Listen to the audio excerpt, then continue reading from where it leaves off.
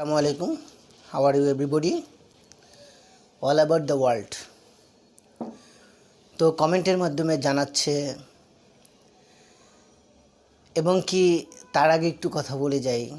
SHA-27 এর পক্ষ থেকে যারা ভিডিওটা দেখতেছেন এবং কি দেখবেন তাদেরকে অসংখ্য ধন্যবাদ এবং শুভেচ্ছা ও আন্তরিকতার সাথে আপনাদেরকে জানাচ্ছি SHA-27 এর পক্ষ থেকে অসংখ্য ধন্যবাদ। তো আজকে টিউটোরিয়ালটা করার উদ্দেশ্য হচ্ছে বা ভিডিওটা দেওয়ার উদ্দেশ্য হচ্ছে কমেন্টের মাধ্যমে অনেকে জানিয়েছে যে কিছু বাকি আছে কানেক্টর, সেগুলা চাই। তো আমি পিছনে আরও দুটা ভিডিও দিয়েছি বা দুইটি টিউটোরিয়াল দিয়েছি, তাতে অনেকটাই উপকৃত হয়েছে বলছে। তো সেই জন্য আমি চেয়েছি যে আরও কিছু যে আছে সেগুলো দিয়ে দিই। তো আজকে আমি সেই কানেক্টর অথবা কনজাংশন, বাংলায় বলা হয় বাক্য জোড়া লাগানোর যে মেডিসিনটা, যোজক, বাক্য জোড়া লাগাবেন যে অথবা কথা যে জোড়া লাগাবেন। যেমন যদি শামীম আসে তাহলে হাসানতা যাবে, এই যে তাহলে, এই তাহলেটা যে জোড়া লাগাচ্ছে দুইটা কথার, সেই জোড়া লাগানো আজকে আপনাদেরকে সহজে শেখাবো। দেখবেন ইংলিশে, যদিও আমি ইংলিশে শেখাবো, কিন্তু আমার এই ক্লাসের আরেকটা নাম হচ্ছে বাংলিশ। আরেকটি নাম কি?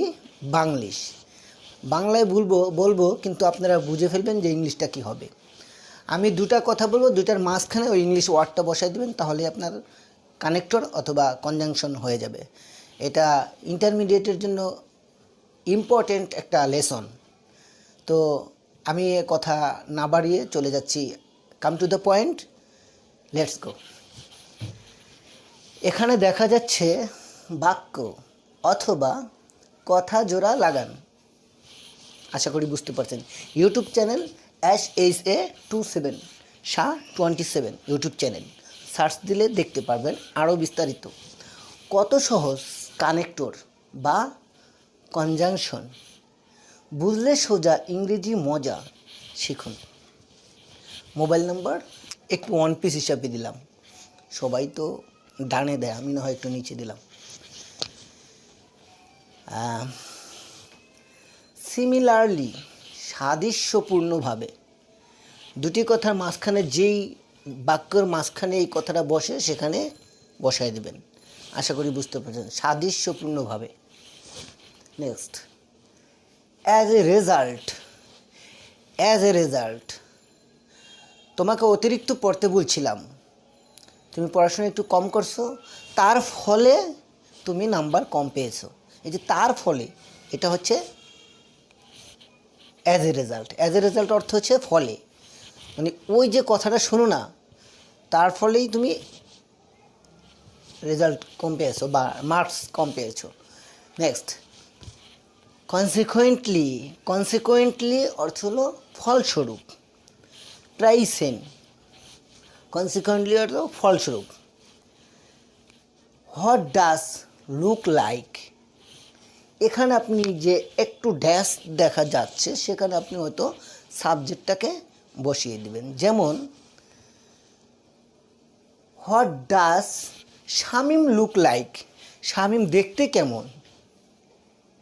এবং কি হি আস্কড মি, সে জিজ্ঞাসা করলো আমাকে যে হোয়াট ডাজ হাসানতা লুক লাইক, হাসানতা দেখতে কেমন।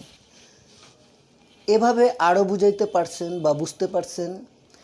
What does Kamrunnahar look like, এবং কি এখানে বলা হয়েছে যে কামরুন্নাহার দেখতে কেমন, মানে এটা চাইছেন আপনি, দেখতে কেমন। যেমন দেখি তো ওই ড্রেসটা দেখতে কেমন, এই সমস্ত ক্ষেত্রে এই ওয়ার্ডটা বসে মাঝখানে কি দেখতে চান সেটা এই ড্যাশের জায়গায় বসাই দিবেন, তাহলেই কমপ্লিটেড। এখানে বলা হয়েছে যে হোয়াট ডাজ হাসানতা লুক লাইক, হাসানতা দেখতে কেমন। তো আশা করি বুঝতে পারছেন। Next word as soon as হলো তেনাতেই। অ্যাজ সুন অ্যাজ অর্থ হচ্ছে তে নাতেই, হ্যাঁ বলতে পারেন যে তে নাতেই, এই ভাষা তো কখনোই শুনি না, নতুন শুনতেছি। আমি আপনাদেরকে বলেছিলাম যে অন্য টিচারদের থেকে একটু সহজে বুঝাবো, একটু সহজে শেখাবো। এই জন্য কতটা ছোট করছি বুঝতেই পারছেন যে তে নাতেই। এখানে বলা হয়েছে আমি আসতে না আসতেই তুমি চলে গেছো, আমি আসতে না আসতেই তুমি খেয়ে ফেলছো, আমি আসতে না আসতেই তুমি কথাটা বলে ফেলছো। যেমন আমার কথা শুনতে না শুনতেই শামীম ভুল বুঝে আছে, এবং কি শামীমের কথা আমি শুনতে না পেয়েই আমি উত্তর দিয়েছিলাম। এই সমস্ত ক্ষেত্রে তে নাতেই, খেতে না খেতেই, যেতে না যেতেই, বৃষ্টি থামতে না থামতেই লোকটি বের হয়ে যাচ্ছিল। এই সমস্ত ক্ষেত্রে আশা করি বুঝতে পারছেন। তারপর আমি আবারও বুঝাচ্ছি। যেমন as soon as go, as soon as eat, as soon as play, খেলতে না খেলতেই, যেতে না যেতেই, খেতে না খেতেই, as soon as sleep, ঘুমাতে না ঘুমাতেই, he sleep, সে ঘুমায়, অথবা he slept, সে ঘুমিয়েছিল।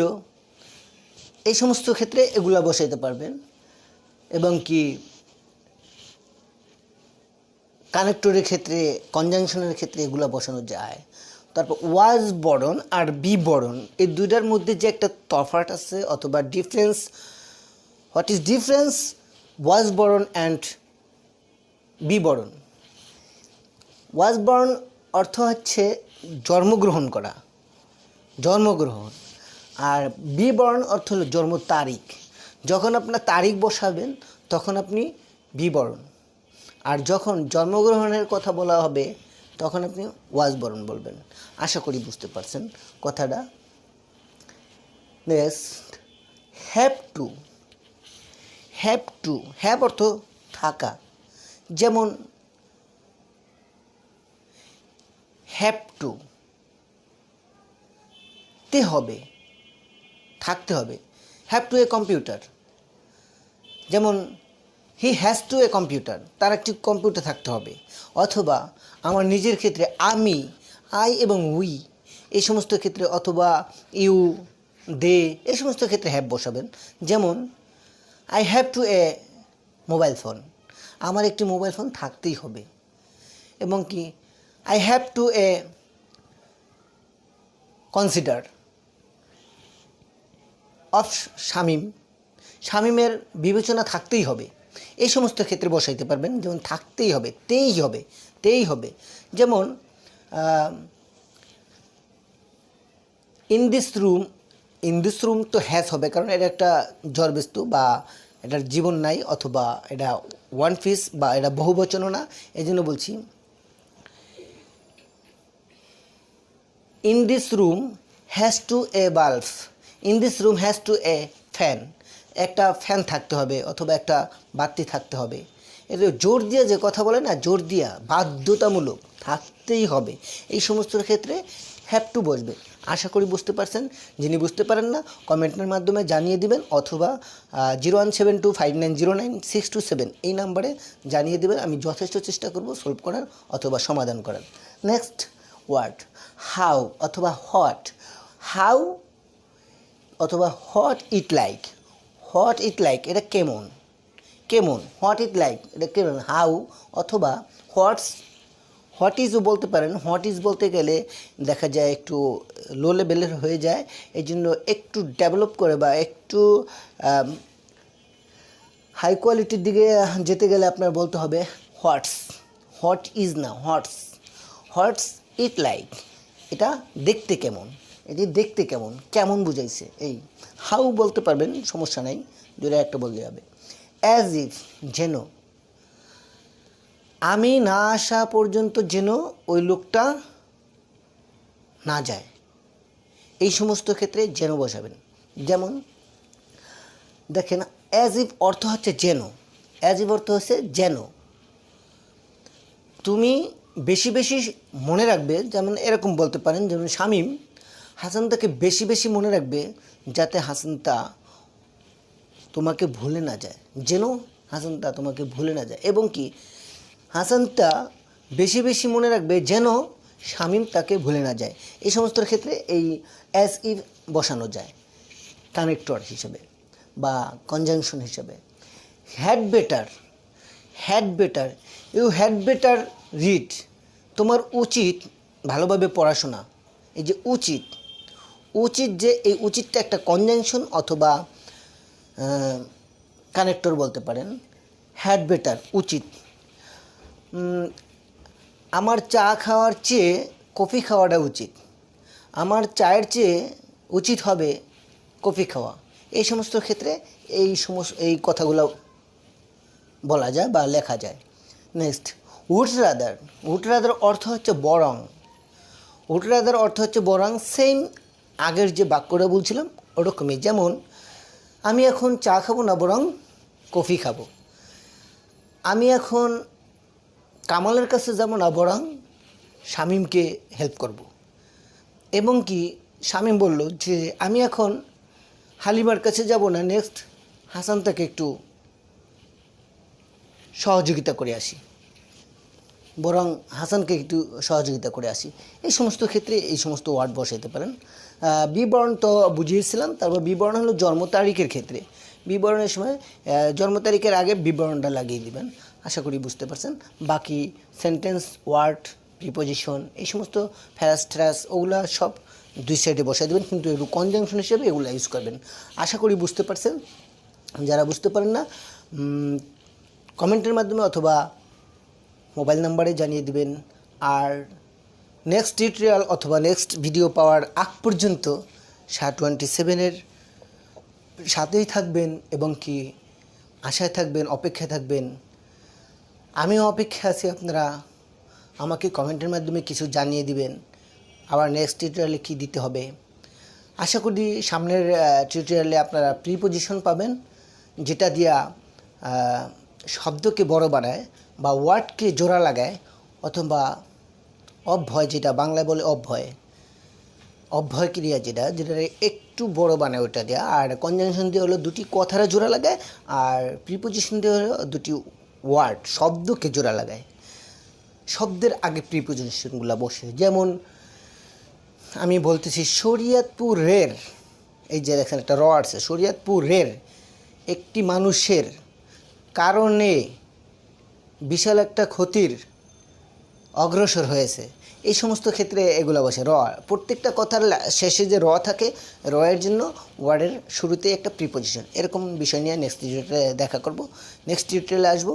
তো ততক্ষণ পর্যন্ত আপনারা SHA-27 সাথে থাকবেন। আশা করি আজকে আপনাদের কাছ থেকে বিদায় নিছি। ভালো থাকবেন, সুখে থাকবেন, মনে রাখবেন I have been waiting for you. এবং কি আপাতত আজকে এখানেই শেষ করলাম। That's all about me for the time being. Thanks for having patience. আসসালামু আলাইকুম।